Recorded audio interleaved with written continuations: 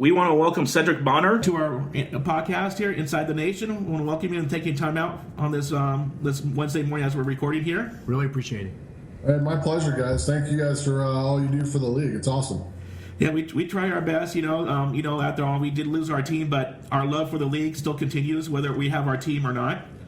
I've actually sort of made a commitment, as everybody knows around here in San Jose, that my personal car is usually known as the SaberCat car because it happened to be the same color green as the uniforms, and the interior is like a tan, which represents the gold. And then I have the SaberCats on my front windshield, so everybody knows that. But that's going to be all gone pretty soon, and it's going to be just neutralized. And it's going to be more Ninth Band Nation now. I'm taking over and just doing the whole league thing because I really want this league to continue growing, and it's just as fun. I've been to Arizona a couple weeks ago when they were hosting the KISS, and it's just a fun experience, to go to these games in general. And that's why we try to do this Inside the Nation podcast, which eventually we'll switch over to doing Inside the Nation TV on our YouTube channel. But we like to have conversations with fans and everybody involved, no matter how small your involvement with the team or to how big, like what you are on a national level. Well, I seeing on a large scope, the fan base in the AFL is tremendous. I have a lot of love for the guys in Arizona. I've been there with those guys since 1993, in and out, and a lot of love for your former team, even though we were bitter rivals. Yeah. A lot of respect and love for that organization, and I'm holding out a lot of high hopes that someday you'll be able to get your ride back. Yes, definitely. My ride's kind of like 16 years old, so hopefully it'll be a newer ride, if anything. Well, then you might be able to get some new colors too. Right. Yeah, maybe new colors. Who knows? But I'm neutral. I'm to the point to where I've even made the decision if the SaberCats were to come back with the Fry family or with whoever new ownership, whether it be the Sharks ownership or with Lou Wolfe of the San Jose Earthquakes and Oakland A's, whoever, because we have a lot of .comers out here, a lot of multi-millionaires out here. I will be more not a fan club president anymore of the team. I'll go to the game because it's local, but I'll be more representative of the league as an entity, because I wanted to see it grow so much more that when Levi Stadium opened up out here for the 49ers, I had season tickets ready for the first season. But as soon as I got done watching the ArenaBowl that the Rattlers were in, I went to the first game in the NFL and I basically almost fell asleep. Wow. So, it was boring. I was waiting for all the scoring and said, no, I want my AFL back. So I gave up my season tickets and said, screw it. I'm committed to the AFL 100% as the only football. It's nice. It's a good prequel to the NFL for guys that really love the NFL, and you end up falling in love with it. And you I find myself doing the same thing. I'll watch a half. And there's some teams I know to watch. I'll watch the Patriots because they play fast pace. I'll watch certain teams just because their pace is so much faster than the other teams, and that's what you kind of get used to with the AFL. Yeah, and anything else is like just boring, yawning, So also, it's like with the NFL, and I mentioned this before to several people. It's like I had season tickets in the 90s, so with the Niners, and I saw the big Green Bay, Dallas games there at the Stick, and you actually have a different experience at the Stick. I mean, it smells when you go there. They have a horse trough, urinal looking things in the bathroom and everything. But you know what? If you're intimidated as a home crowd there, then hopefully the intimidation's going to be even worse, from the opposing team. So it's kind of like all gone corporate with the with the new Levi Stadium, and I had season tickets the first year, and you feel so disconnected, and most of the time people are checking their phones and being there for the status of being an NFL game, and not so much for the game. Social event. Yes. Root for your teams, and it's it's terrible in that regard, but the almighty dollar, which is a horrible thing, the almighty dollar just drives everything in this country. And it's basically doing like right here in the area, especially in San Jose. We have our Sharks are in the Stanley Cup Finals for the first time in franchise history, and tickets go for like $600 as the cheapest. I was lucky to go to Game 3, because I have some friends, of course, that work at one. I have friends that work at every single pro team that we have in the area, and I went to the Warriors game, and it's just outrageous for these prices. They're taking their fans, and they're basically highway robbery. It's in the Arena Football League. They don't do that. They're turning it into an elite status thing, almost like not to go back in history too much, but you go back to the gladiators in Rome, and who were the people in the stands? The people that could afford to be in there, the wealthy people, and that's kind of what they're kind of taking it to. You got to drop almost $1,000 to take your family to a game to watch the Warriors play or to watch the Niners play. It's ridiculous. It's asinine, and I think that's why people love the AFL. The total access to the players. You're right next to the field. There's no 50 yards between you and the field. You're right on top of it. That's why there's a place for everyone in this game, because they can really relate to it and be really close and feel a part of something. And the thing is, it's like the NFL in Florida is big. You got multiple teams in there. So you would think there'd probably be not enough room left for any other fans. But Florida has been a great arena football venue. And, that just kind of attributes to where you're not competing against the NFL, and that's why it's been around for so long. You're actually working with the NFL, and you're allowing the fans that don't normally have the opportunity to go out for the whole family for $100, get 4 tickets, 4 hot dogs and a soda, and have an experience that they can actually meet those gladiators or those superheroes, larger than life people. They're not just kind of up on a billboard; they're actually right in front of you, taking pictures and stuff. So that's what I love about the Arena Football League. Yeah, that's huge, and Florida has been a hotbed for the league, and I think the fact that they've been, if you look at all 3 franchises, they've been some of the most successful in the history of the game. That doesn't hurt. So having your legacy be there as well is great for the game. I think it's awesome, and it should never, and no one's ever tried to say we're competing with the NFL. That's ridiculous. It's asinine. Yeah. We're not trying to do that. We have our own fan base. We provide our own things for fans, our own experience, and it's great for the fans that love it. I think where we run into the problem in this league is where you've got those fans that are stubborn and aren't educated about the game, and think we've got a bunch of junior college kids out there playing, or a bunch of high school rejects playing. Don't realize that there's guys from anywhere from Ohio State to Arizona State to Notre Dame on the rosters in the AFL. So they're quality players, and they won't give it a chance. They're thinking it's second-rate football. But if they got in the building and got the experience on a whole, it would blow them away. And it also takes a special athlete in the Arena Football League, for the possibility of going both ways, but the game is just so much different, and it's so much closer at hand and stuff. You might take a good, well-known player in the NFL, put him in the Arena Football League, he may not do so well because it's a completely different game, or not completely different, but it's a fast-paced, different environment, and it may take an all-around more athletic type of player to adjust. Absolutely, I agree. I think when I first started out, we had a ton of guys from the NFL that were in the NFL for 4 or 5 years, and they bring them back, and a lot of teams did this thinking these guys are going to pay dividends for them and mean something to them, and it just wasn't the same. The timing's different. The parameters are different. The wall's not going to give in to anyone. Yeah.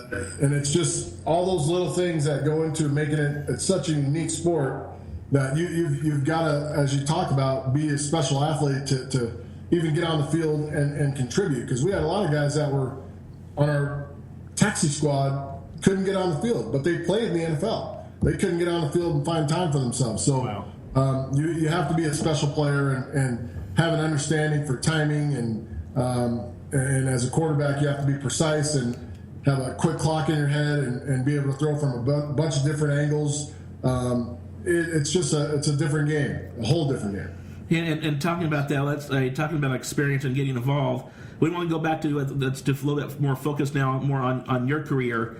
And I know that you started back in 93, 94 with the Rattlers. How did you, before you even getting recruited with the Rattlers, how did you even find out about the AFL even coming to existence?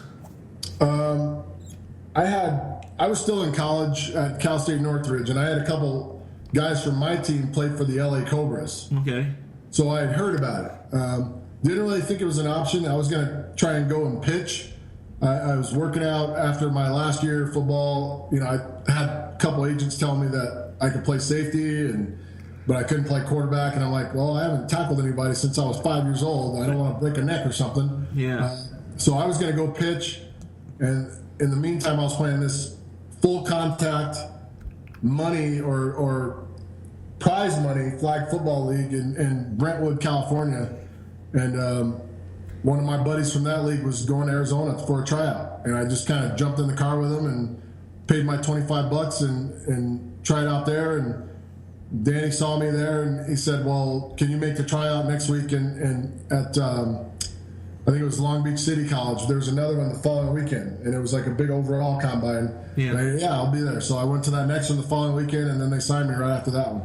That's cool. That's cool. Not many people get sort of like not willing and accidentally getting signed by a pretty much a dominant team at the time, and a historic team as the Rattlers were back in the day, you know, and now are still today, you know. And so once you made the squad and everything, how was your transition from going, you know, from college ball at Cal State Northridge, playing in the outdoor game and making use, like you said earlier in our conversation, saying that you have to be much more precise with your throws and quicker, and, you know, just be right there and finding out and not getting rid of the ball, otherwise you're going to be sacked.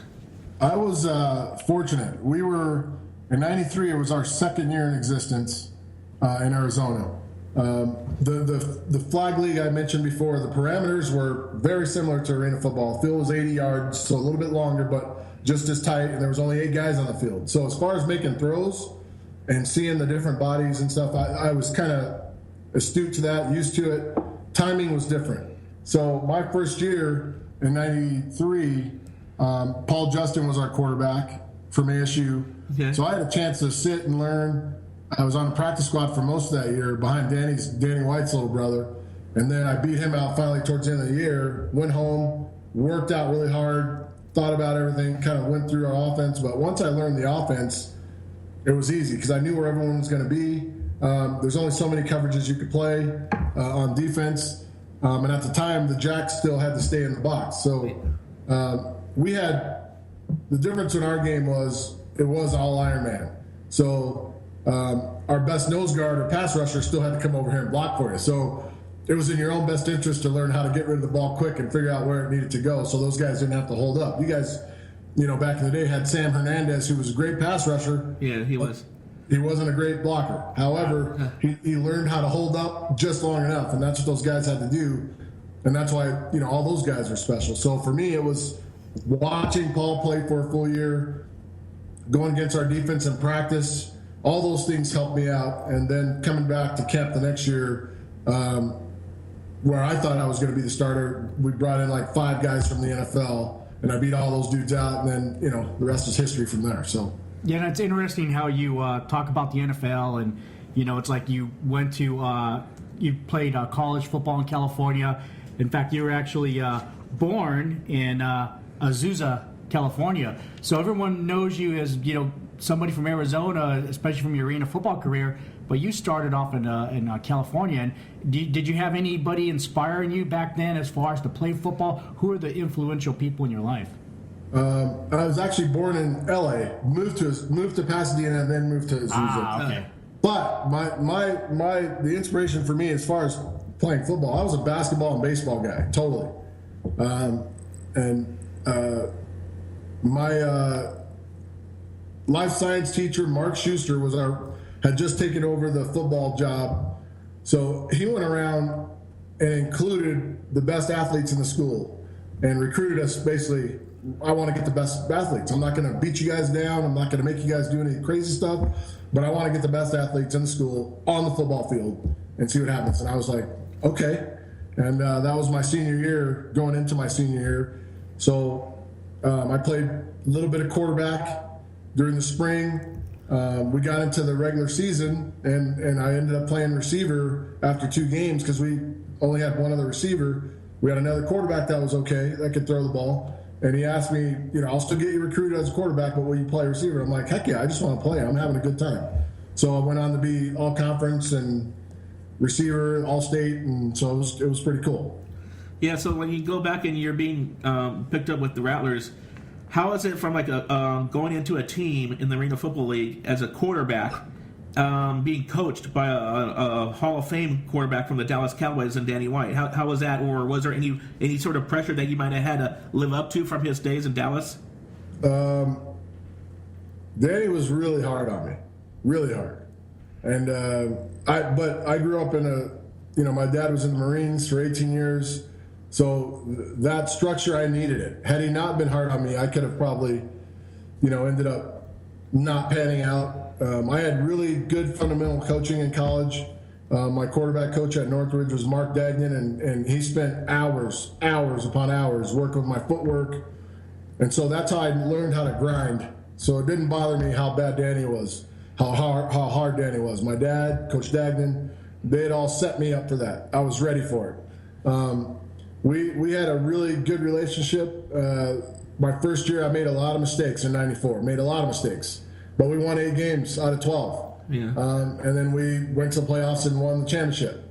So he kind of, as it went along, gained more respect for me and for what I was doing on the field. And it just kind of built from there after that season. I think that first Arena Bowl there was against Iowa Barnstormers, I think it was? The first '94 was against Orlando in Orlando. Oh, Orlando. And then next year was probably Iowa. Yeah, I was there. 97 was Iowa. Playing opposite to Kurt Warner. Yeah. Which I Tampa kind of gave me a tough hit late in the fourth or middle of the fourth quarter.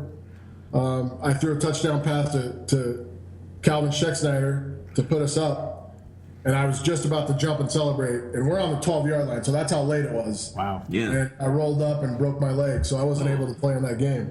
Ah, jeez. Wow, that sounds like, unfortunately, a lot of like the so-called leadership and quarterbacks of a franchise have to end up going out, and it just takes a dirty play to even possibly end a possible career. Unfortunately, you had a longer career and longer stint with the Rattlers. So over the time, how was your development with going through the different, transitions of the different players? Like you said, you threw to Calvin Shakes, and then Hunky? And Hunky Cooper, which I got to see his jersey retired a couple years ago. So and Randy Gatewood, who now you probably sometimes you co-work with now. Sometimes he does the broadcast every now and then to fill in for Ari Wolfe. So how was your transition going from different receiver and their individual play styles? We spent a lot of time, hours and hours, and I was fortunate though, because I had back then we had offensive specialists. So my first specialist was Hunky before, he had kind of slowed down. So Hunky was my first OS. Yeah. The way we ran our offense, everyone got put into that position, if that makes sense. Through motion, through formation, all the guys did. So everybody was doing the same thing. So I was fortunate, and we spent a lot of hours working. Then Shakes took over that spot between 96 and 2000 roughly. And then I had Chris Horn. So I was extremely fortunate to work with some, great guys, Cy Burley for a couple years. Yeah. I was really fortunate, but we spent hours upon hours. Like our practices at times were harder than games for us. Wow. And that's how hard we worked, and that's how hard we competed against each other with Danny. Like there were times if we got off to a bad start in the season. I remember one year, I think it was '94. We were, I want to say 2-3, or 2-4, 3-5, or something like that. And we ran the tables. But we went 2-a-day practices. He took all the decals off everyone's helmets, and we started over. He said every position's open, literally. Wow. And so we started over from scratch, and that's just how it went. We worked 4 days a week. We played on Saturday. If we played on Saturday, or we went Monday, Tuesday, Wednesday, Thursday. Sunday off, back in for films on Sunday. It was supposed to be an off day, but we were in for films, watching films, lifting weights, and then sometimes off Monday, depending on when the game was, and then back on Tuesday and straight through. Full pads every day until Thursday. Then you went half pads, shoulder pads, and shorts. Yeah. So we worked. We worked, and that's why it made it easy for us to plug guys in and get them ready, because our practice tempo was fast, and it was a grind for us. It was a grind. It was good though. Yeah, it must have been even extra hard not only to do that kind of torturous work, but also to do it there in the Valley of the Sun in the dead of summer. Did you guys have any special breaks just for that to at least get rehydrated or anything? No, you knew you were going to be out there, man. It was up to you not to be out in the bars all night messing around, getting dehydrated. So we were outdoors from '93 all the way until I want to say 2002, and then we moved into the Coliseum, which is the old building where the Suns used to play. Yeah, remember Madhouse on McDowell. And so we were outside for a lot of years. And early on, we practiced early in the morning. Like 6 o'clock, we were on the field. Yeah. And we were out of there by noon every day. And then as we went on, we started practicing at 3:50 in the afternoon. That was right in the dead of the heat. And like I said, you just had to understand what was at stake and what you had to do. So it was in your best interest not to be fooling around to make sure you got hydrated and took care of your body. Yeah, I know though. Even though today with guys crew out there, they're doing it in the dead heat, and they just recently had 117 degree weather out there. Right. So it's I just don't know why Ron Church doesn't go to like an indoor soccer place somewhere that's covered. Well, I think the problem with those places is you kind of forge a toughness when you have to grind through heat like that. Yeah. Forge a toughness, and if you're hydrated, you'll be fine. The other thing is, if you in your kicking game, you're not going to be able to kick as well if you go in one of those soccer places. The ceilings aren't that high. So I love the fact that they're still outside grinding. That's great because that gives you a little toughness. I mean, it's not like college where you can actually say, well, you know what, because it's so hot, we're going to kick off at 1 o'clock and take advantage of this home field heat. You can't do that. Everybody's going to be comfortable. However, if you've been outside fighting and working hard and you've taken care of your body, that gives you a little bit of an edge. That's an interesting perspective. I don't think we've interviewed quite a bit of people, but we haven't kind of heard that. And, it's like I always thought it would be good to kind of get back out, especially like if you're smelling the grass and, all that stuff you grew up in and even do it in college and everything. But, at the same time, you're out there busting your butt in heat and everything. When you go into air condition, you're going to be that much more prepared. And, you may not notice that your body needs hydration when you're so comfortable. But if you're used to just like sucking it down, you're going to be fresher maybe than the other team. And what it does for you also, for coaching staff, because, Philly gets hot, but I believe they're inside. Some of the other places have outdoor places, but it gets really hot. Citrus Bowl in Orlando. Yeah. Hot. Extremely hot. However, the guys know it's hot, so they don't want to stand around out there. So what are you able to do with them? You're able to rein practice in, get it quick, concise, get in and out, and have guys get their work without messing around because they want to get out of the heat, basically. Yeah. So it works in your advantage. I mean, even back in the day when the Sabercats was still around, their training facility at a local middle school here, was on actually field turf, with like the in the tennis tires. courts. Yeah. In the tennis courts, yeah. Right. Yeah. I've been there several times. Yeah, it was extremely hot, and we had our season ticket holder barbecues there, and it was like, we always turned to come out in red and bacon, all that stuff. And Right. But there was a couple years they were able to put like a white roof over that thing, but then they had to take it down because the neighborhood complained about it for whatever reason. But they were trying, avoid the elements, and. Right. But anyways, for going back to your years with the Rattlers, what can you say was like your most memorable year as a player there before heading out to Chicago? I don't want to talk about that whole deal, but should have never left Arizona. First off, Okay. Loved it. I'd always told myself I'd only wear one uniform, and then I completely told myself a ball-faced lie and didn't do it. There's so many great memories in Arizona. I just feel like the little simple stuff, like taking a picture with my first couple years with Bob McMillan, Randy Gatewood, and then a family with a mom, dad, 2 kids. Yeah. And then being able to reenact that picture 15, 20 years later almost. Wow. When they're grown-ups and we're all standing there. Like, those are the memories for me. Like, the football stuff is what it is, but the relationships we were able to make while I was there with the guys that I, day to day went in and out with, those are the things that I think about. Those are the things I miss the most. Just being in the locker room, spending that time together, bonding. That's the stuff I miss the most. And also feeling like you've been to war with these guys, and Correct. having the respect and having that trust and knowing this person's going to be there when you're rushing out of the pocket, you're just trying to get something done. Knowing where everybody is just thinking one another and they know each other well enough to where they can, exactly where they're going to be, and they're not going to let you down, and really go in the war. Trust. Yeah, because like a family. Trust. Because like your immediate family, and we want to range out to your extended family, which is Arizona's ninth man. So throughout the years, how was it, getting to meet and getting used to the crowd being right on top of you there at the arena, and then making some friends and all that stuff with some of the fans there? How was that experience with the fans there? In Arizona? Yeah. Absolutely incredible. Like, and I know people say that and just, it's not just speak. It was incredible.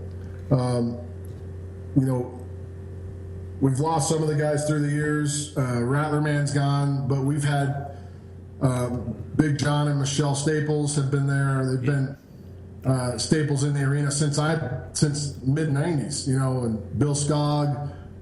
There's been people there that have come to the games. The Holtaniuses, Jeff and his buddy John Houseman, like they've been going there since 95, 96. Like, yeah. And I to spend time with those people and really get to know them, and even spend time outside of the arena was awesome. It's something I'll never forget. I talked to most of them on Facebook, and when I go back to Arizona, I get to see him. It's incredible, and it's a bond that will never be broken, and it's one that I'm glad will never be broken, because they were, my last year there in 2007, we were terrible. We were just hurt. Probably dressed about 25 different receivers on the season, literally. So we had no continuity. Yeah. And it was the worst season of my life. I was miserable on a daily basis. Like, the first time in my life playing the sport, I was miserable. They were there every game with encouragement, not with terrible words. They were there with encouragement. Like, I love those people. Yeah, and that just makes it a proven point, and that's also an added point right there of why, I've ventured out from being just a fan club president for an individual team, now venturing out and starting out Ninth Man Nation and doing these podcasts, which we hopefully expand, more just an audio version, but also a video version on our TV platform and some local channels that we're going to be working on here. But that's what we feel. That's why Tom and I are so enthusiastic about this Ninth Man Nation thing we're doing, and trying to get all the fan experience and showing the fans and having the fans even to converse. Like our last episode last week, we had John and Michelle Staples on from when I was down there, pre-recorded from the week before, but we had them on our podcast, along with Odie Armstrong, and it just shows what kind of heart and true love and passion the fans have for this game, and for be able to have it to where, like they said, that for what Michelle's going through with her ovarian cancer battle, and that it's just like one big extended family. Whether you're a Rattlers fan, SaberCats fan, even an LA Avenger fan or a Kiss fan, whatever, Soul fan, everybody, the whole fan, everybody's coming together. Like I think it was one of the games to me that I don't know if you were broadcasting the game, Rattler game. I think it was Tampa Bay Storm they were playing, or no, Portland Steel, and they did. And they had the sideline reporter go and interview them down in the third quarter. Yeah, I was on that game. Yeah, and it's just a touching thing, and it's just. Unfortunately, it took in an event like ovarian cancer to get recognized like that, but it's just heartwarming that every team has their own little, family glitch, and then when the games are over with, everybody comes together, and it's all supportive, and that's what we like, and we like to share that experiences, and that's one of the reasons why we have you on, because you're everybody knows that you're rich in history with this league, and then you transitioned after playing ball, you went to coaching for a little bit with Chicago, and then you came up to become a broadcaster because you still love the league, and I'm assuming that's how you felt like you still give back to the league, is by continuing being part of it in some way.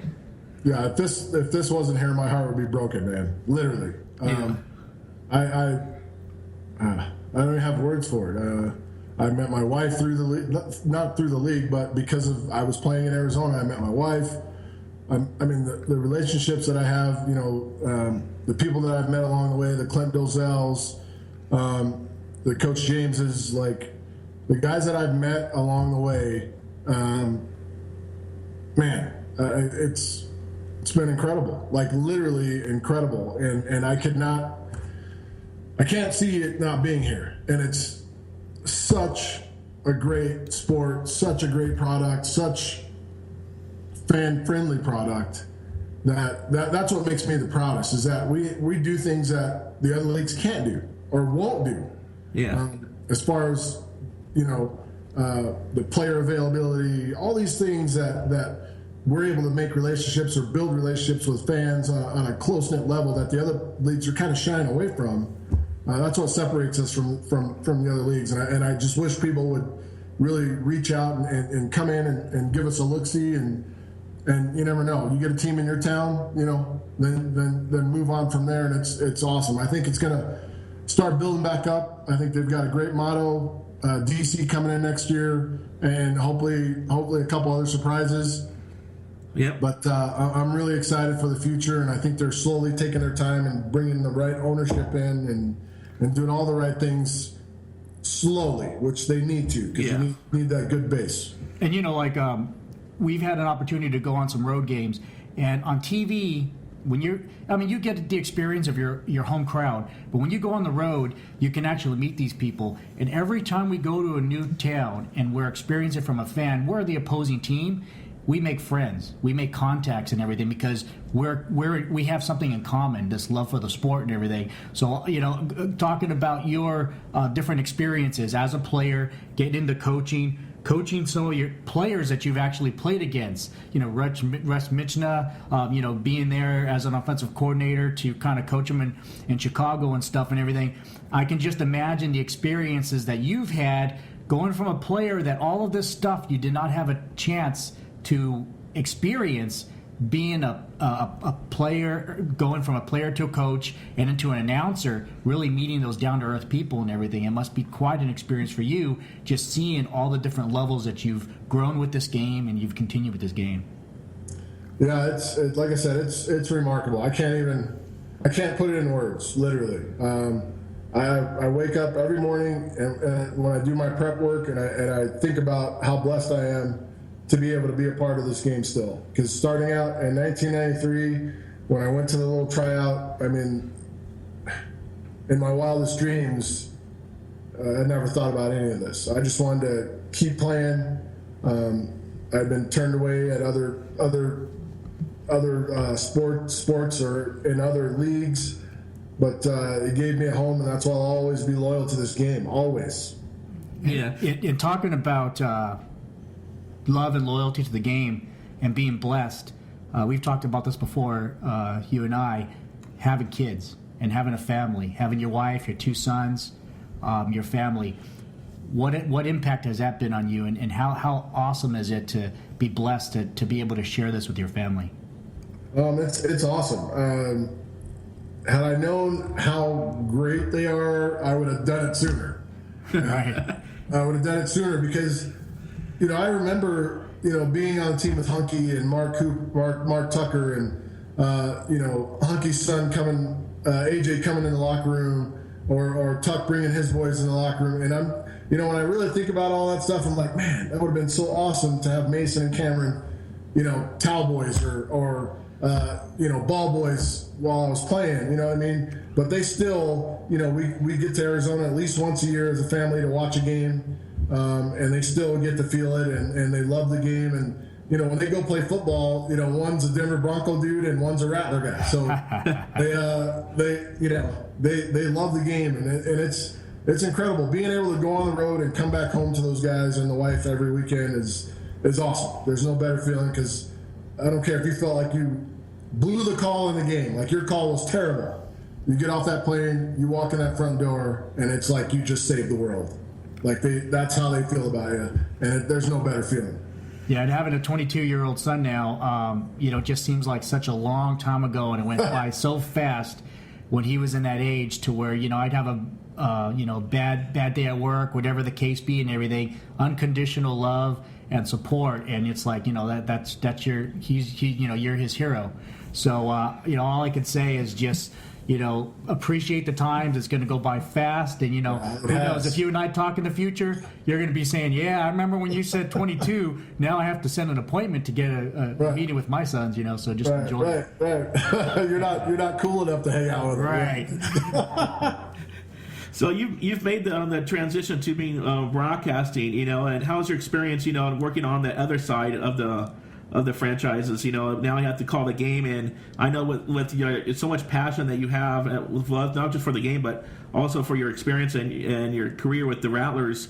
How hard is it for you, to try to maintain, the neutrality of a broadcaster, even though you still have, I can tell in your voice, when you call the games that you still have passion just for the game when you make your calls in general. So how hard is it, just to go from a Rattler to now you're calling the game for both teams now? It's not hard at all. And the reason is the overall picture. My love, I have the Rattlers will always have a special place in my heart. Yeah. Always. However, the league itself has a bigger place just because I love the league and it gave me an opportunity to play the game. So I owe it to the league to not be partial or to not disrespect the league by being too partial to the Arizona Rattlers, and it's also a little thing called professionalism. Like you gotta be professional. I want to continue to do games, and if I didn't, then maybe I could start saying, the Rattler this, Rattler that. Like my thing is, I love the game, and I want to see it played the right way. So when guys play it the right way, I don't care if it's Portland Steel, I don't care who it is. When guys play it the right way, I'm going to call it the right way. Because that's what I love to see. Like, I love to see guys play the game the right way. Yeah, and after all, that's what I've been saying in the years past, or even in the episodes past, that if there is no Arena Football League, then you don't have the Rattlers. Because there has to be a league in order for the Rattlers to join part of. And it takes the whole league to be successful, and then branch down to the individual teams to be successful, to make it all work, and be very well for the fans and profitable and continue growing as it will be next year in Washington. It does, and I think with Leonis coming in Washington, I think it also it's a responsibility of the owners to help continue. I think Ron Church has been incredible. Jaws and his team in Philly have been incredible. The owners in Orlando are incredible. So I kind of feel like the owners that are in place right now are all working towards the same thing.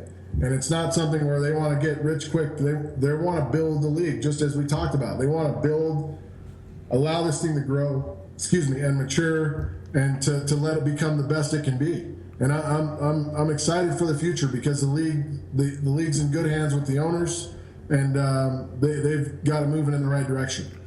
And what do you think about having a little more competition now in broadcasting with those guys in Spanish? Trying to take over the Spanish version of you, man. I love it. It's awesome. Have you listened to a call? Yes, I've watched it. Yeah, it's you catch like a 6-yard crossing route, and it's like you just won the World Cup. Right. Like, it's incredible. So exciting.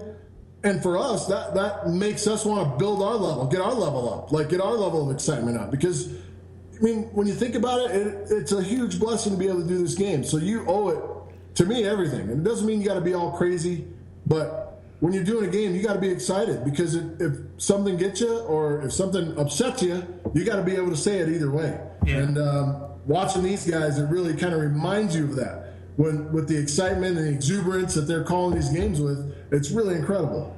Yeah, I just from a personal thing, I personally think that doing it Monday night games, I think it's kind of, maybe it's just the way that Televisia, Univision, the co-op there, because it is Televisia with Univision working together, and I think that's the only way they can fit it in is to do it Monday nights. But back in the early days when they had ESPN coming back, and after the takeover from NBC Sports, they tried to do the Monday Night Football thing, and do it year round, and that sort of hurt the league with the attendance because this is a different kind of sport or game than it is from the outdoor game, and we want to do everything on Monday and on Fridays and Saturday nights. Right. So what do you think about? I think the Monday games were fine. The problem was when the league took hiatus for a year, that's what hurt attendance. Because I remember in 08, I was in Chicago, and there was 15,000, 16,000 each week. Arizona still 14, 15,000 each week. Orlando still bringing them in, 13,000 a game. Tampa the same. So I think when the league went away for a year, that hurt the attendance. The Monday night games were awesome because when you really thought about it, it was the only show in town. It was on ESPN. People loved it. It was awesome. It kind of hurt our relationship with ESPN for a little while. Now they're back and trying to get it going again.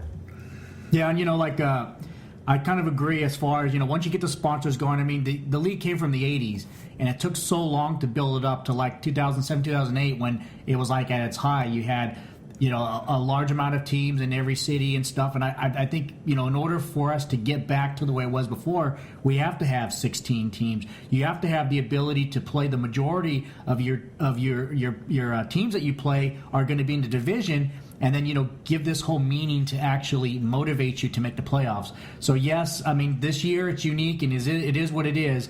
But, hopefully there's nowhere but up from this season. Agreed. And listen, it's a bit of a learning curve. But when there's nothing to – I don't want to say there's nothing to play for, but when you're making the playoffs – when you're a team that's extremely talented, you'd be like, well, maybe we don't need to work as hard right now. Maybe we can cruise through this or something. And when there's a chance of you not making the playoffs, that's never coming into your mind. Right. So it is the first year. I don't think it'll carry on like this. I think moving forward, they'll have it down to a certain amount of numbers. But right now, never know. Everybody has a chance. So at this point, then, it's almost like in the NFL, it's like December is when you want to start to take off and gel and everything. So this last month, that's when these teams are saying, okay, you know what, we made our corrections. We almost had like our preseason. We've done it most of the year. But now what we're doing is now is the last month, come down to crunch time. Position is important, but also gelling and coming together as a team. So are you looking at, is your opinion is, okay, you know what, it even makes the last month before the playoffs even that much more important because now every game counts to be prepared to where, you're in, you're out once the playoffs start. Right. I think, yes, it's super important. However, just in 2014, Arizona lost 3 of their last 4 and then went on to win the championship. Right. But that's an experienced team. But if you're a team like Cleveland, you want to be surging. You're a young team with a lot of new faces, new quarterback. You want to be surging into the playoffs with momentum. There are some teams that have talent. Look what Jacksonville did last year. They had to go on the road, and they went on the road, won 2 playoff games, and got to the ArenaBowl, lost to San Jose, but they did it on the road. So you're absolutely right when you're saying you want to be gelling. From an owner standpoint, you definitely want to have some home games, right? Because that's extra money. But as far as the players go, you want to be playing well. Even if you have to go on the road, you want to be playing well. So you got to try to hone all those things, and I think the gaps are going to start even getting closer. They've gotten closer over the last couple of weeks, but the gaps are going to get closer for teams, and games are going to be tighter for the rest of this year. Yeah, so with that going said, I don't know if we spent some time. We've kept you on here. We appreciate it. So what do you have to say for this upcoming game that's going to be, as we're pre-recording this, so for tomorrow, as this goes live, for our podcast on Friday. So tomorrow you'll be doing your game of the week. So anything that you can give us special, what you think could go down? I've got a Jacksonville team that's extremely talented. They don't always play at a high level. What the reason of that is, I have no idea. Last time they played, these two teams, Jacksonville and Tampa, was extremely close. Tampa almost pulled off the upset. Jacksonville goes to Tampa and gets the win. I just feel like they'll start to turn it on and get this thing going with the addition of Reggie Gray last week, who had 2 touchdowns receiving and returned a kick for a touchdown. Yeah. I think Jacksonville will really start to forge themselves as one of the better teams. And I noticed that you were saying that you had something in the works that you were talking to, but we can't get that out of you, huh? So if everybody wants to get that out of you, they'll have to tune in, to the network and CBS Sports Network this week. CBS Sports Net. Yep, and then you'll find out what he's trying to keep his mouth shut with. It's our halftime segment, and we've got midseason awards coming up. I'll just say that. Awesome. Oh, okay, so he gave us a little sneak preview here on Inside the Nation podcast. It's the midseason, just past the midseason. Yeah. Awards. Yeah. Now we're on the downward heading towards the playoffs, and the ArenaBowl that'll be coming up soon on ESPN. So, and we want to thank you, Sed, for all you've done. And I'm sure we'll run into each other, when we go to another game, coming up here. So as if our schedules, coincide with the games that we attend. So we appreciate you coming on, and we look forward, to more talking about the Arena football game and this game that you and I and Tom and we all love. And I hope the fans will just listen to our conversation and just get to go out to a game. And no press on not saying you can't catch Sed on TV and learn the game from there. You can study some of the rules and get used to some of the rules, because Sed's really good at explaining some of the rules there as they need to be called. But go to and get a cheap ticket and go into the game. You'll fall in love, and then you'll appreciate the game so much more, where then you'll turn on Sed more often on a week-to-week basis for games that you can't attend, and you'll be able to see Sed and watch the game with your friends at a local restaurant or whatever. Absolutely. It's awesome. And Eric and Tom, I really appreciate you guys doing what you do, because no problem. Anybody that wants to continue to shed light on this great game that we all love is it's definitely fine in my book. It's awesome, man. I really appreciate you guys having me on, and it's been a blast, man. Very, very comfortable. I'm sitting in my basement right now, just relaxed, and it's awesome. Nice. It's awesome. Nice. Appreciate you. All right. We thank Sed again, and coming up next on our next segment, we'll have discussions with Ari Wolfe. So thanks again, Sed. Thanks, guys. Take it easy. Get some work done before those kids get home. I'm just about done right now, so it's going to be on the couch watching Game of Thrones, baby. I got to catch up. All right. Take it easy. See you guys. We want to welcome Ari Wolfe to our Inside the Nation podcast. We know you're taking some time out on a Friday afternoon, and you're probably going to get ready to get back into the booth next week for the call on ESPN when ESPN returns to AFL action. So we just want to welcome you to the show, and basically just say a brief little history and how you got involved with the AFL. Well, I got started. My first gig was with the Albany Firebirds in the 1998 season, and how that came about was I was living and working in Albany, New York, and I became buddies with the equipment manager, Kevin Gillespie. I just saw about 4 or 5 months ago when I was back in Albany, and he had told me that the arena football team in town, the Albany Firebirds, were searching for a new radio play-by-play guy. Well, fortunately, I'd gone to like a sportscaster camp, if you will, and it was in Southern California, so I got to call an Anaheim Piranhas game in 1996. It was just a demo reel. So when I went to the general manager of the Albany Firebirds, the now late Joe Hennessy, it was really helpful that I had a tape of me actually calling an arena game. Yeah. So that was the start in 98. I just got so lucky because Mike Daly was the head coach. They won the title the following year in 1999. Then we had a third season in Albany, and then the owner moved us to Indianapolis, where I spent 3 more seasons with the team. And it was just an incredible time in my life. I mean, I've lived all over the States, and I can't recall ever being happier than I was working for the Albany Firebirds.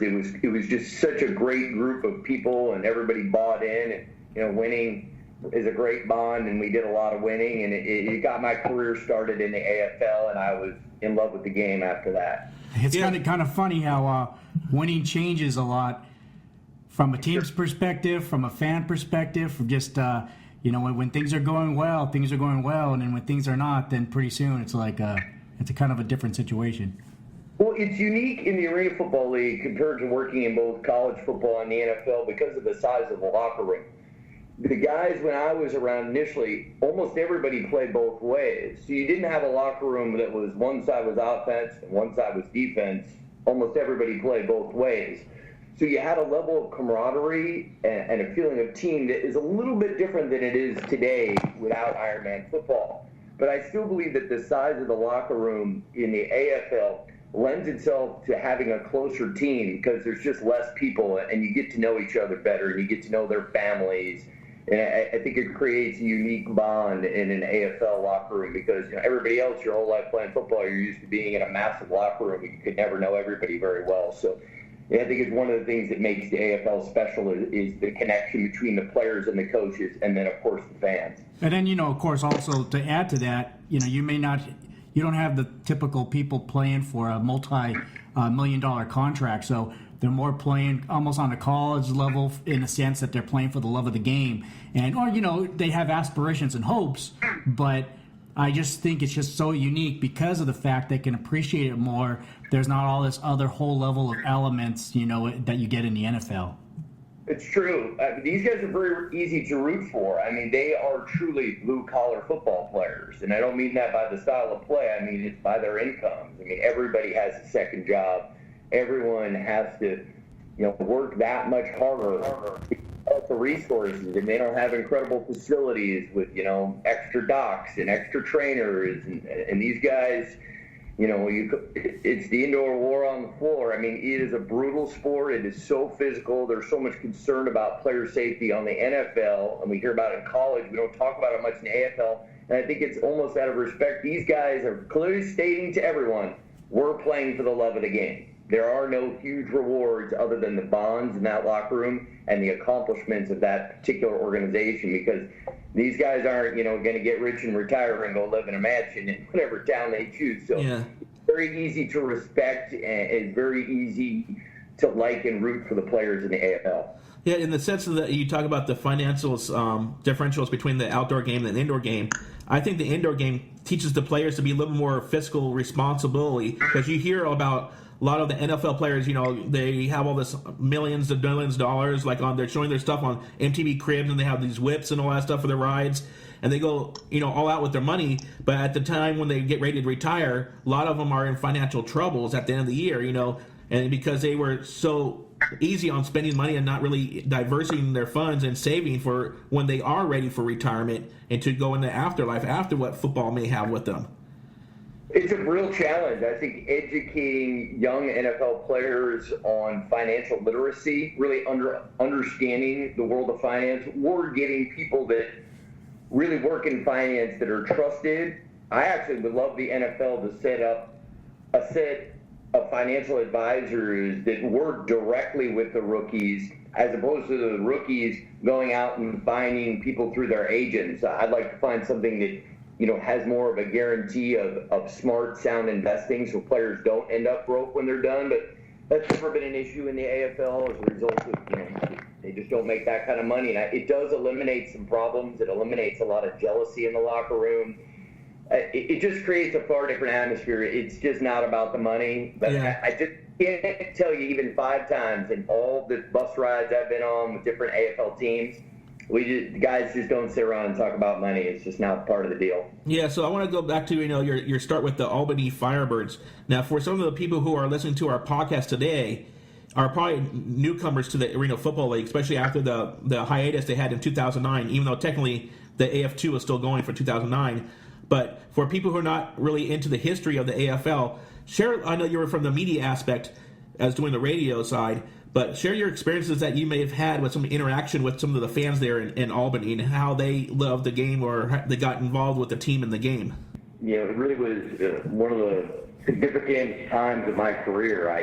It's where I learned to be a professional. It's where I learned the passion of the fans of the AFL. It's where I learned to care about people that are playing in the game. They're not just guys with a nameplate and a number. They're real people, and it was so intimate. I mean, the fans for every home game, they had a block party outside the Pepsi Arena, and they would just be rocking. They would have fans come, and some of the players would go out and mingle with the fans a few hours before the game, and there was just a real connection in Albany between the team and the fans. And, as we mentioned a few minutes ago, winning just makes things feel so good. And the team won so many games in a row. In our championship year in 1999, after we won a game, Eddie Brown caught a ball off the net at Nashville. We didn't lose again. We won 9 straight. We finished 14-3.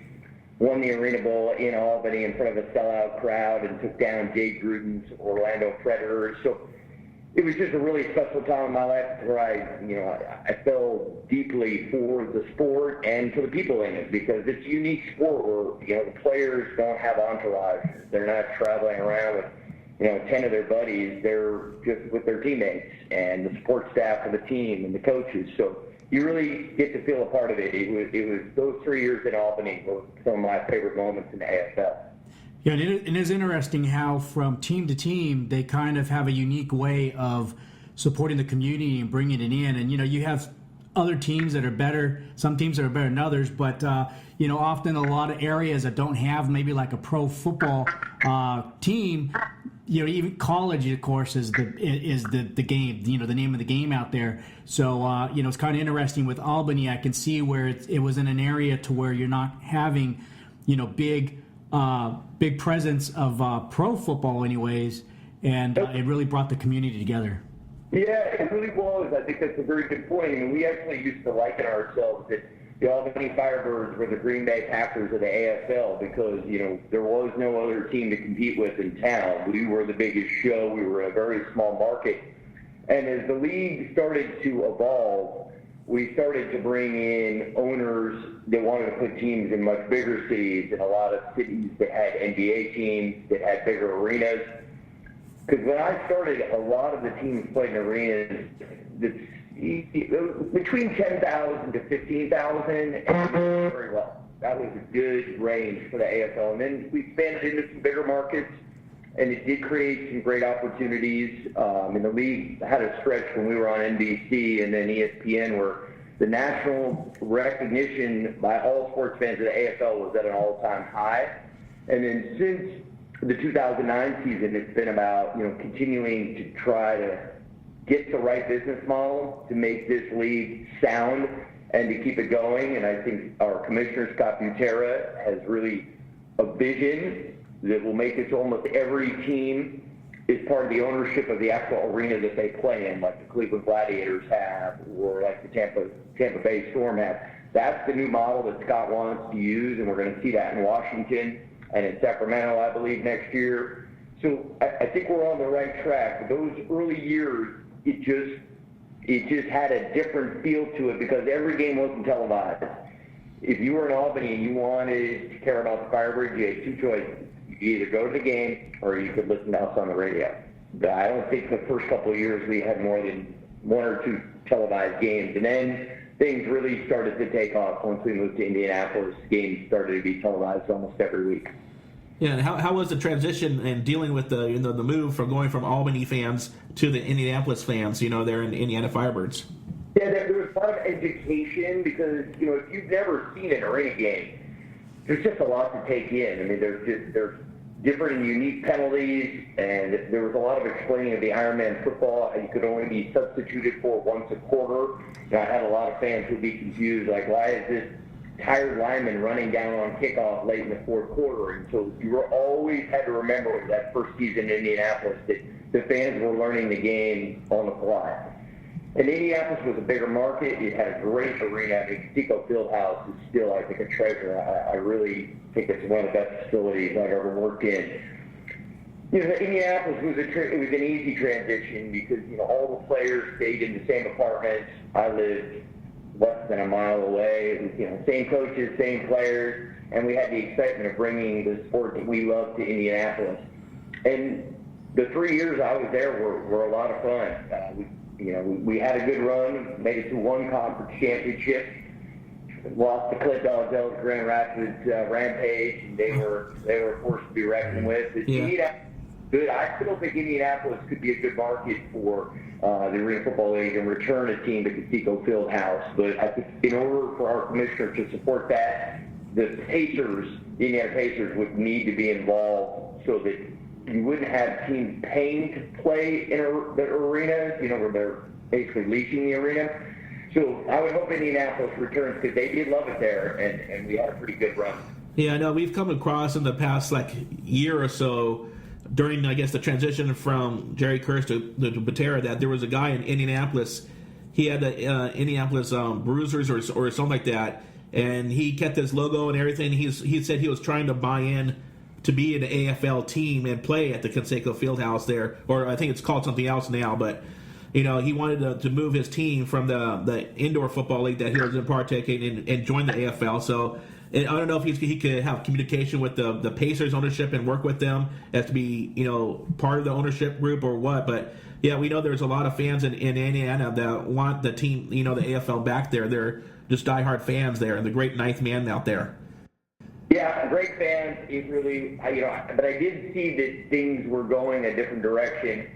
Sometimes when people have written bios about my AFL career, they miss one thing. I actually left the year before it shut down. I went to Philadelphia for their opening season, and the Indiana Firebirds played one more year in Indianapolis. There was a year where they both played. So I'm originally from Philadelphia. The thought of going back to Philadelphia and watching my childhood hero, Ron Jaworski, be part of the ownership group, being able to come to Philadelphia and teach Philadelphia the sport of arena football, having been from Philly and understanding that sports is everything in that town, it was just a perfect opportunity at the perfect time. I mean, I even flew myself out there to, do the opening press conference on my own dime because I wanted them to understand that I was all in, that I wanted to come to the Philadelphia Soul more than anything.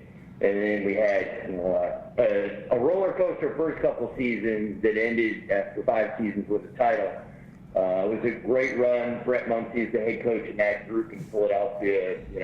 It was awesome. We had such a great time. So I think part of why the AFL has become such a big part of my life is I just got so fortunate to be with 2 championship teams in 2 very different markets. One a small market, one a big market, one with an owner in Glen Missoula who, had to kind of piece it together to make it happen, and then work for a team. They had the kind of resources. One of the owners was John Bon Jovi. So they were both very special experiences, very different, but I think it helped my AFL broadcasting just because I've seen so many games, and there's not anything that's going to really surprise me anymore. And usually I'm sitting next to Sed Bonner, who's seen a lot more games than I have. So we usually, between the two of us, we usually have some perspective on what's happening in the game. Yeah, definitely. We actually had Sed on the other day, and he certainly had his unique perspective, just being with with the Arizona Rattlers, and just being a big part of the community, and just he made it sound like it's just like just a great situation and just an experience that you don't get anywhere else. Now, as you know, we're from San Jose market, so SaberCats took a couple of years before they were able to get to the point to where they had a championship. So from like '95, when the team was first conceived, it was a learning curve, definitely. Now we have less than 10 teams. What, from your perspective, how many teams should the league have before you start really seeing that momentum with the sponsorships and kind of everything else, just bringing it back to the level of where it was before? My perfect number is 16. I just think 16 set yourselves up. You've got 2 conferences with 8 teams in each. You've got 4 divisions with 4 teams each. It's essentially, if you look at it, it's half of what the NFL schedule looks like, and it's a very easy model to work around. So 16 teams, I think, would be ideal. I'd have 8 teams make the playoffs. That would make, I think, the regular season games more meaningful. And it would also, having a winning record and being a top 4 seed this year will guarantee you a home playoff game. But, all other seasons up until this one, you had to earn the right to get into the postseason. And I know this is a unique year, and I applaud the commissioner in doing what needs to be done to ensure the long-term success of the league. But this is a one-year aberration to me, having 8 teams. We know that there'll be more teams next year, and I doubt that everyone will get into the playoffs once we have more than 8. I think they did what they needed to do for this particular season. But for me, ideally, to really get everyone's attention in the country and get back to where I think the AFL can go, and even higher than that, 16 would be an ideal number. Yeah, so are you excited for the expansion into the nation's capital next year and going to the Verizon Center and maybe possibly calling games? Well, I know that they'll have you and possibly what said, go there and call games a couple of times, to put that team on the market and to help promote it with the national spotlight, which is a pretty good idea to do. So are you excited for that team? I'm very excited. Again, being from Philadelphia and now living in Southern California, to have an opportunity to get back to the East Coast and, have another market in the East Coast. I mean, if they can create a rivalry between the Philadelphia team and the Washington team, I think that could do wonders for just, bringing attention in those two markets because, the Redskins and the Eagles don't like each other at all.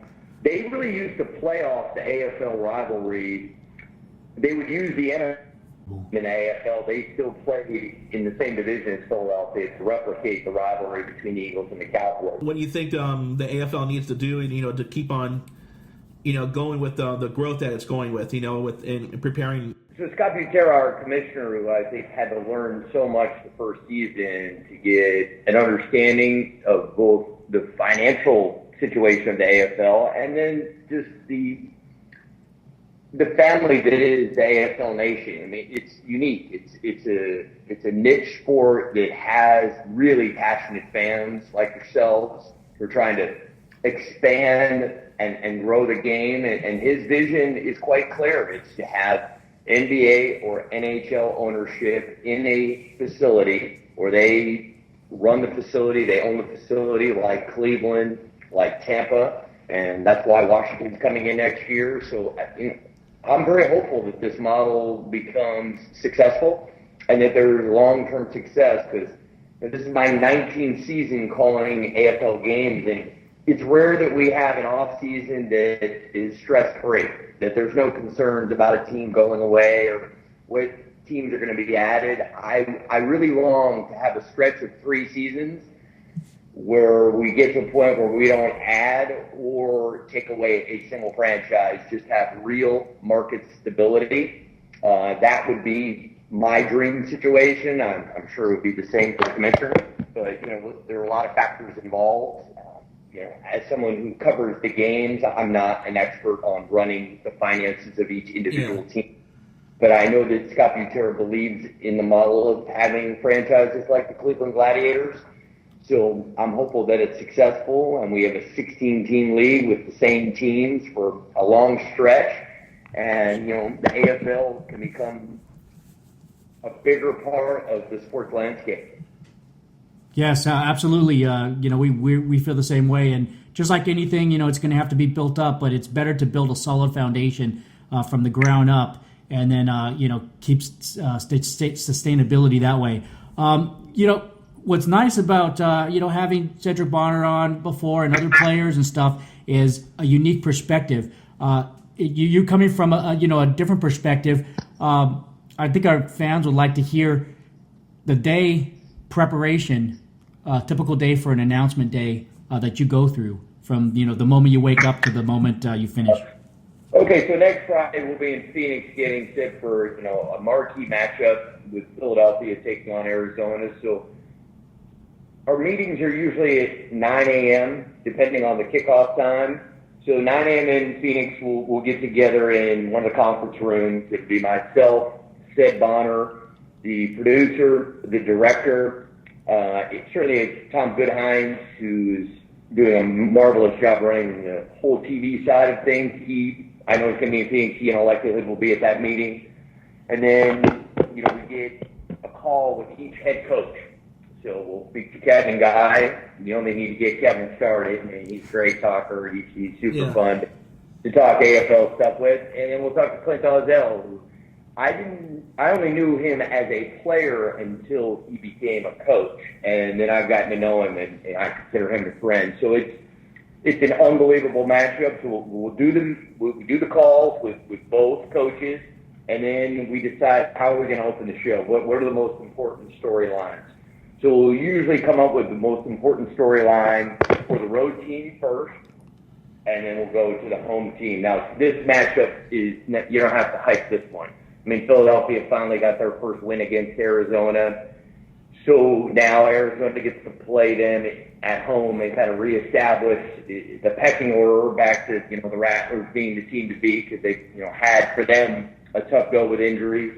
So we talked through all the most important storylines. I'd say the meeting, including the calls, usually runs between right around 2 hours. And then usually just Sid, myself, and the sideline reporter will go grab a bite to eat. We'll talk through some more of the stuff that we may want to get into during the game. But guys, one of the things that you always have to be careful of when you're doing a broadcast is not to force topics into the game. Just let the game sort of dictate what we end up talking about. You can't predict who's going to have a great game or what's going to be unique about that particular game. Yeah. The beauty of working with Sed is, he's just seen and done it all in the AFL, both as a player and as a coach and as a broadcaster, and we're very good friends. So it doesn't even feel like work. Like when it's showtime and the red light goes on and we're on ESPN, I mean, there's no nerves, there's no anxiousness. It's like just two buddies talking arena football. And it's, every time I'm in the booth with Sid, it's one of my favorite days of the year. We just have great chemistry together. We never have to really talk through things before we do it on the air. We're just always seem like we're on the same page.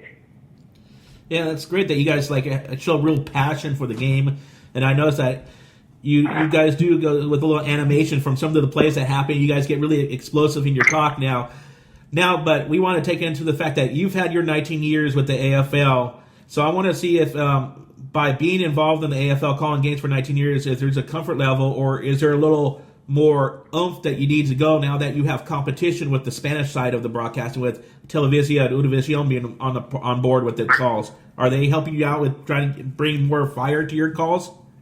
No, I don't think so. It's finding the right tone for the situation.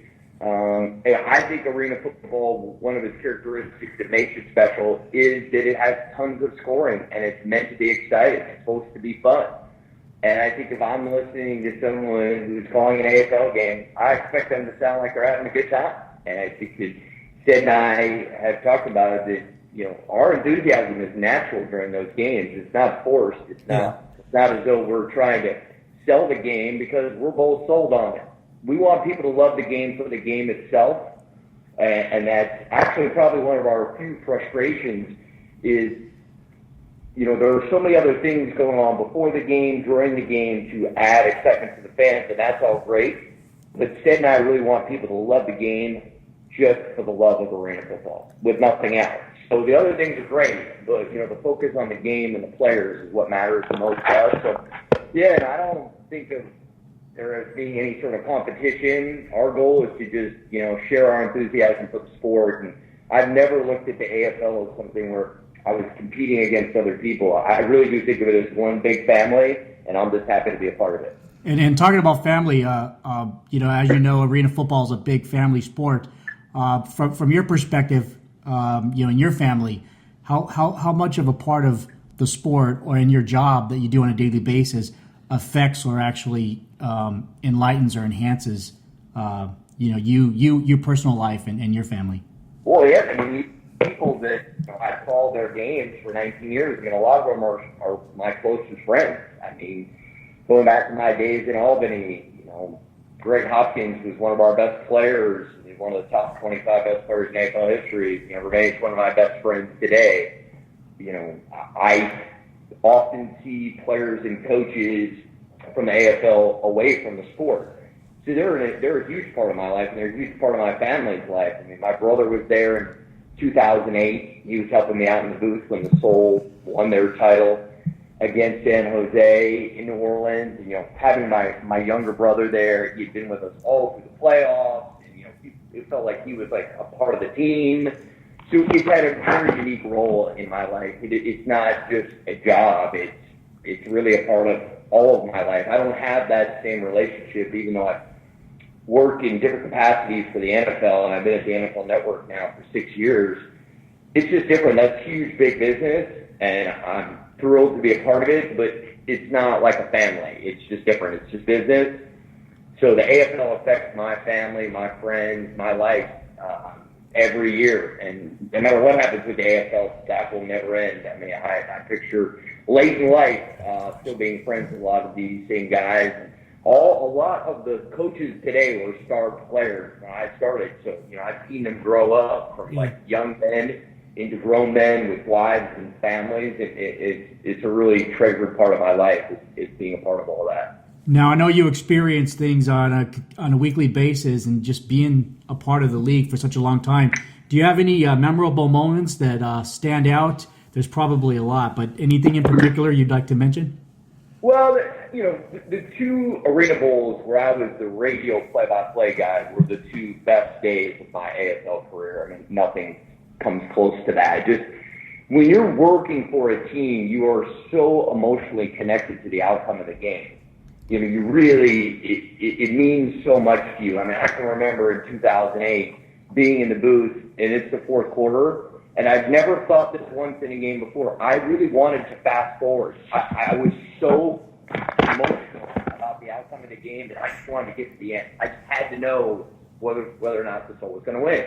I've never ever thought that. Usually, I want to enjoy the process, enjoy the game, see the storylines. But that day, I was so jacked up and nervous that I was on a panel that was outside the arena in New Orleans doing like a show where we were just talking about different things in the AFL. And it was supposed to run for 90 minutes. And after 30 minutes, I asked out. I just couldn't focus on that because I was so excited and nervous for the Soul to play in that Arena Bowl. So, 1999 being in Albany and being a part of a championship in a city like that was off the charts. And then being with the Soul, those two moments stand out because there's nothing like winning a championship. I don't care if you're playing in Pop Warner, it's high school, whatever it is.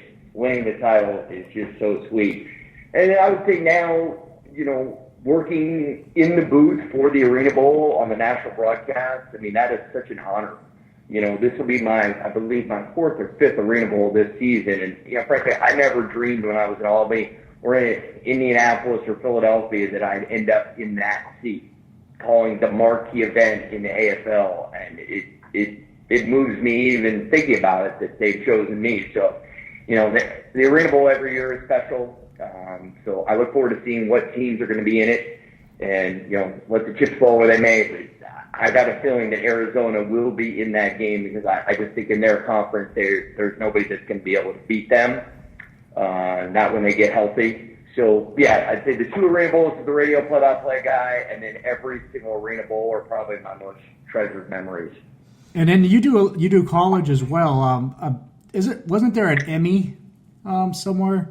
Yeah, unfortunately, I've won 2 Emmys. The first one was when I was in Louisville. A lot of people don't realize that when I was with the Soul, I'd be with the arena team in Philadelphia for 5 months, and then I would move to Louisville each year, and I would do games for Louisville on their local ABC affiliate, Louisville football and basketball on both coaches' shows. At the time, it was Bobby Petrino, who's now back at Louisville, and Rick Pitino, who's still at Louisville. So that's where I won my first Emmy, was doing Louisville football and basketball for play-by-play. And then Sed and I won an Emmy, I think it was 2 seasons ago, doing Mountain West football. It was, I think it was the Border War, Wyoming at Colorado State. And it was really neat to win an Emmy and to share it with Sed and the entire Root Sports team that we worked with. So, I've been fortunate to work full seasons of college football and college basketball and arena football, and then also work at the NFL Network. So I feel incredibly fortunate that, this is where my career is right now. Nothing's guaranteed. You don't know, when your last game is going to be, but the AFL is the one league that, I hope I'm with every season until my marbles are so screwed up I can't figure out what the score is. You kicked me out of the booth. Well, we hope that your marbles don't ever get screwed up so you can have the enjoyment of this league until whenever, But right. we want to give you a chance to, we want to be fair opportunity now. We had said right before your conversation here on the show, now we want to give you, and he billboard what's coming up tomorrow for the game in Tampa. Now we want to give you a chance of what can people expect with the rejoining of the Arena Football League back on ESPN next week. Well, yeah, we're super excited to come back. It's been, it'll be 2 full months that we won't have been on ESPN, and knowing that we're going to be back, and Sed and I are going to be together frequently going down the stretch as we close out the regular season. And then once we get to the playoffs, for me, it was a tough situation. This happened 4 years ago as well, is that I will be back with NBC calling sports for the Olympics. So I'll actually miss the first 2 rounds of the playoffs this year, and then I'll be back for the ArenaBowl. So I think between now and the ArenaBowl, just seeing the stories that develop and getting that ESPN audience, is critical, because CBS Sports does a magnificent job. I think the broadcasts are great. I've worked with them for years. ESPN is just on a different level in terms of the people's recognition of ESPN and where it is on everybody's dial. So I think being on ESPN is so important for getting the stories and the AFL, everything about it, out to more people. So totally excited about next week. And what a game to come back to. I mean, Philadelphia, Arizona, sort of as good a matchup as you could hope for, given the 8 teams that are in the league, in terms of you've got East Coast, you've got West Coast, you've got a team that is a dynasty in Arizona, and you've got a team in Philadelphia that is desperate to win a second title, and they think they've got all the pieces. So next Friday night, I can't wait. I wish we could fast forward a week, and I was getting ready to call the game with Sed, but we've got a lot of work to do, a lot of homework after the games this weekend to get prepared and get ready for next Friday. Well, I'll speak. I think I can speak for Eric as well. It's no accident that you're going to televise, or you're going to announce these arena football games, the Arena Bowls, all the stuff you have with the Olympics and everything. You're definitely a presence out there, and we appreciate it. It feels like we have an all-star cast, regardless of who's actually playing the game. So we really appreciate it. We're big fans. And we just want to thank you for your service and, just to sports in general. Yeah, definitely. Thank you for all the work that you do. And you do bring a light to the game and are a key component to the success of the regrowth of this league back to the heydays. And you're a true part of the not the Arena Football League, but the Arena Family League, that we'll call it, the Family League. And we're being part of it, from fans. Now we're on the sort of going on to the media side, the fan media side. But we appreciate all that you do, Ari, and you do a fantastic job. And Emmy, they should stay. Emmy and the Arena Football League broadcast should be coming your way too. Well, I appreciate that, guys. I appreciate all the kind words. The Arena Football League has given me so much more than I've given to it. But it has been a great relationship, I feel like, from both sides. And hopefully many more years to come. But, I'm humbled by your kind words, because all I'm trying to do there is express the greatness of all these players and coaches and staff members, so that everybody else can appreciate the game as much as we do. Yeah, I'm sure we'll come across one another as we go down, and as we're just starting Ninth Man Nation, so we're a little, tight on the budget part, trying to go cover games ourselves. We've been to a couple of games, 2 LA Kiss games, and I've been to a Rattler Kiss games in Phoenix to cover those games. So we're working, and maybe we'll come across one another in the coming weeks, and definitely for the ArenaBowl this year. So we'll definitely see you in the field. If you ever need someone to come on and talk a little arena football on your show, you just let me know. Awesome. All right, we appreciate everything, Ari, and you have a good weekend. You too. Thanks, guys. All right, thanks. All right, thanks. Okay, I want to thank our guest for our podcast on this episode of Inside the Nation, Sed Bonner. We appreciate the time that he came and gave us to have a conversation with him, and a lot of things were learned from his perspective of doing the broadcast and the experience and the enjoyment that one has for not only doing his work, but the pure love of the game. And then we continued on, and we want to thank Ari Wolfe, who sometimes is Sed Bonner's, broadcast partner. And as we learned, that they're really good friends, and they've become really good friends through their endeavors of broadcasting the Arena Football League and all that it has offers. It really truly shows that not only the players come together, and the fans come together, but even the broadcast and the whole league is just a one happy Arena Football Family League. So we want to thank the guys again for joining us on Inside the Nation.